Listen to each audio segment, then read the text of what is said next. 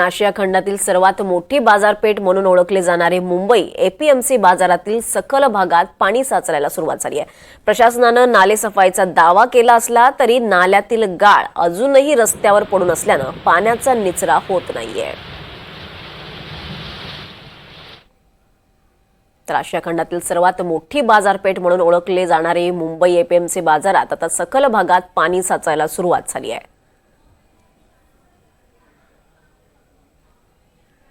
नाल्यातला गाळ अजूनही रस्त्यावर पडू नये आणि त्यामुळे पाण्याचा निचरा होत नाहीये।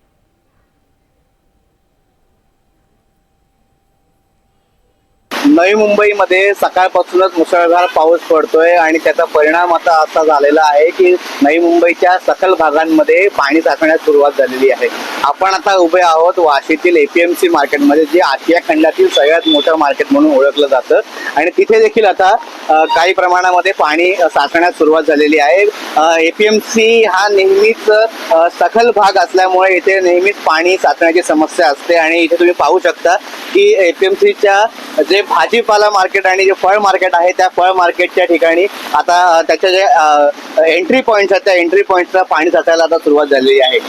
त्यामुळे नाले सफाईचा एक खूप मोठा मुद्दा इथे असतो आणि दरवर्षी या भागामध्ये नाले सफाई न झाल्यामुळे गुडघाभर पाणी साचतं आणि कधी कधी त्याच्यामुळे अपघात देखील होतात, अशी परिस्थिती निर्माण झालेली असते।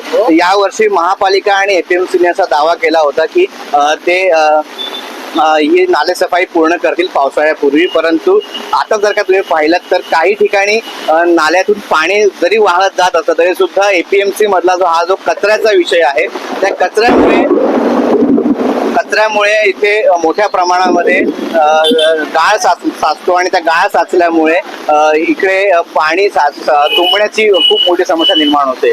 त्यामुळे यावर्षी तरी हा पाऊस थांबल्यानंतर अशी अपेक्षा आहे की हा गाळ सगळा साफ केला जाईल आणि यावर्षी तरी किमान या एपीएमसी मध्ये पुढचे जे पावसाचे 4 महिने आहेत तेव्हा पाणी साचणार नाही, अशी अपेक्षा ही एपीएमसीतील बाजार घटक आणि सर्वसामान्य नागरिक यांच्याकडून केली जाते।